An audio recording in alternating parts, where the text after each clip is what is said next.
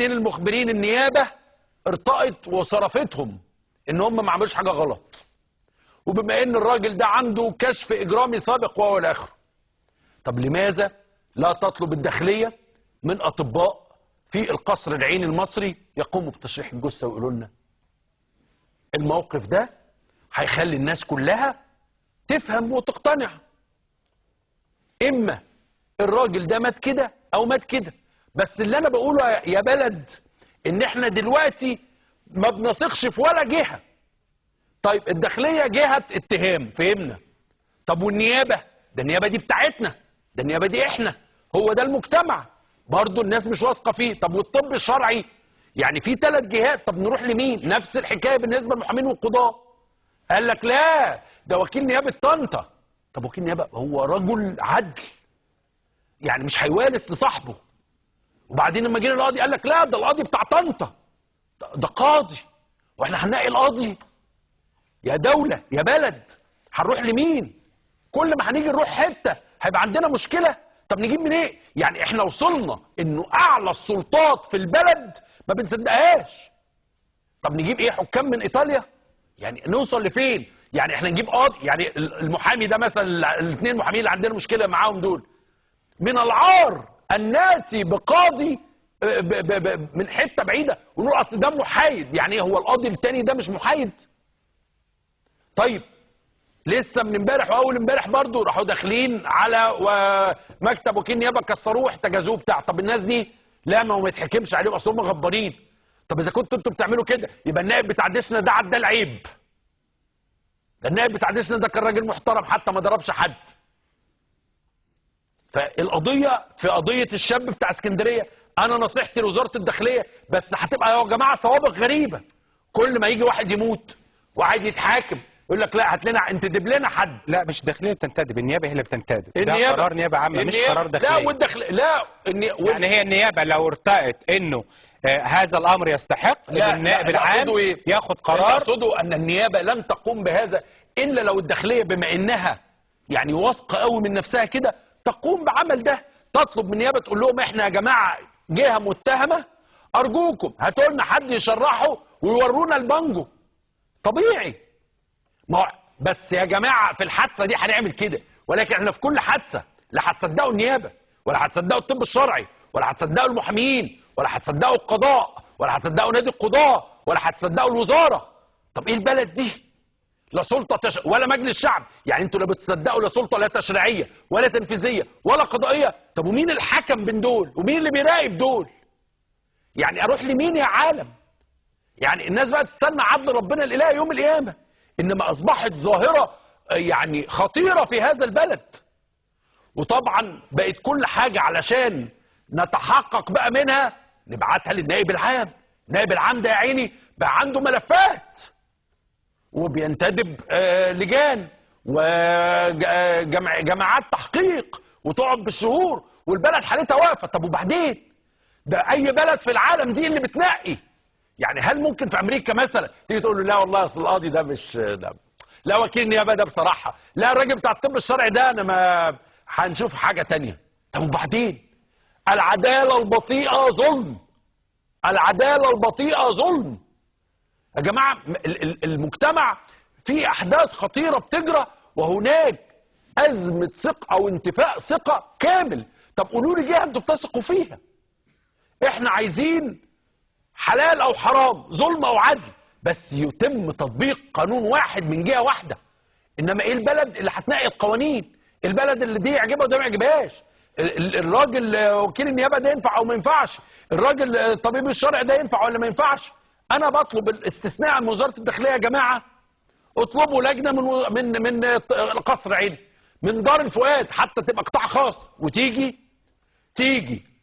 اطباء لهم يعني قدره على التشريح، اساتذه في جامعه القاهره او اساتذه في دار الفؤاد او مكان محترم، يجوا يحطوا تقرير خلاص ونخلص. ولكن هل مصر هتفضل ماشيه؟ لا مش هتفضل ماشيه، هتفضل واقفه كده. كميه الناس اللي مرميه في السجون عشان اضراب المحامين لا تعد ولا تحصى. حرام في عز الحر جايز فيهم ناس مظلومين، جايز في حد عياله هيتشردوا، جايز في حد عليه كمبياله وكان ممكن حد يدفعها له، ولكن كل الدوائر واقفه انه عشان محامين مضربين. طب يا جماعه الناس ذنبها ايه؟ البلد شويه كده وهتقف، ما ينفعش الكلام ده. يعني اصبح شيء غير عادي وغير تقليدي، ولا يعني علاقه له لا بدول شيوعيه ولا كوريا الشماليه ولا كوريا الجنوبيه ولا جنوب افريقيا. يعني ملناش شبه، مش شايفين حته في العالم بتعمل كده. ارجوكم خذوا القانون وخذوا القرار من جهه واحده ويتم تنفيذه على الناس كلها. انما مش فاهم انا خلاص يعني. هنتكلم طبعا، هيبقى عندنا بعد الصحافه زميلنا حمد رزق بيستضيف الشاعر الكبير الاستاذ علي سلامه، وبعد كده هيكون عندنا نناقش ازمه القضاه والمحامين. واليوم الدكتور احمد فتحي سرور دخل بكل تقل الدكتور سرور، التقى بنقيب المحامين صباحا في اجتماع مغلق حوالي ساعتين، ثم انضم ليه 3 من نواب مجلس الشعب وهم محامين عمر هريدي، علي عبد المنعم، طلعت السادات. ثم اعتقد مساء حصل لقاء مع المستشار احمد الزند بالاضافه للمحامين. هناك الان الدوله ممثله في رئيس مجلس الشعب باعتباره محامي، باعتباره رئيس مجلس الشعب، باعتبار رجل قانون وله خبره كبيره جدا حل هذه الازمه. هذه الازمه التي يتحدث عنها العالم هي ازمه قضاه وازمه محامين، ما بتحصلش في اي مكان في العالم الا في مصر. بمعنى انه المحامي بيعترض على حكم قضائي، اعتراضه على حكم قضائي وهو يعلم تماما الاعتراض قدام القضاء، وليس التظاهر وليس التجمهر وليس الاعتداء. القاضي ايضا على القضاة ايضا الاحترام الكامل للمحامين، هم الجناح الاخر للعدالة في مصر. القاضي يحترم المحامي، وكيل النيابة يحترم المحامي، كل واحد له دور. هنناقش كل هذا الامر بعد فقرة الصحافة. هيكون ضيوفنا المستشار سعد عبد الواحد رئيس محكمة جنايات الجيزة الاسبق، الاستاذ بهاء الدين ابو شقة المحامي بالنقد، الاستاذ منتصر الزيات المحامي. قبل ما نخرج معانا المهندس حسين مسعود رئيس مصر للطيران. اهلا بيك فندم. اهلا بيك فندم. اتفضل يا حسين بيه، اتفضل. والله حضرتك انا بس كان ليا مداخله او تعليق على ما ذكر. بالنسبه لي احب اوضح ان شركه مصر للطيران هي مساهمه زي شركات مساهمه اخرى في راس المال، ومع مصر للتامين، مع مصر للسياحه وشركات اخرى. فهو ده انما مصر للطيران لا تدير هذه الشركه لها مجلس اداره وتتبع القانون 159 ولها حريه يعني. طب هي دي تتبع انهي وزاره يا فندم؟ يعني مين مسؤول على الشركه دي؟ شركه تتبع القانون 159 مالهاش يعني ما فيش فيها وزاره مستقله، يعني ادارتها مستقله. ايوه مستقله، لها مجلس اداره ولها جمعيه عموميه. فاحنا مساهم يعني مصر الطيران، لان في بس لقيت ان في خلط شويه. مصر الطيران هي مساهمه زي اي مساهم، انما لها اداره ولا رئيس مجلس اداره. انتوا لكم النسبه الاكبر 27%. ايوه بالظبط 26%.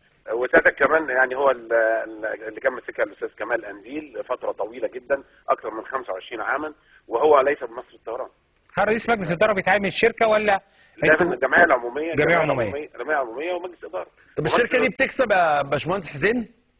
لا اعتقد ما بتكسبش. بيقولوا كانت خسرانه 40 مليون تقريبا.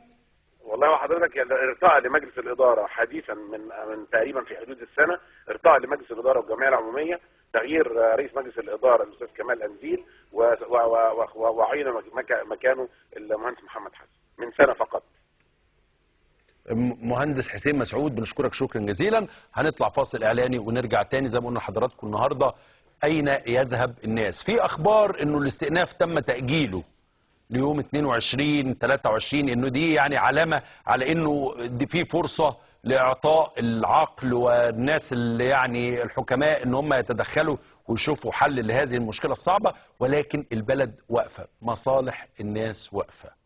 هل ده هيخلينا كل ما يحصل حاجه نيجي نقول لا لازم نروح هنا، ده ينفع ده ما ينفعش؟ كده مش هينفع. البلد عمرها ما تمشي كده. فاصل اعلاني ونرجع تاني. الفقره القادمه فقره الصحافه، ارجوكم ابقوا معنا.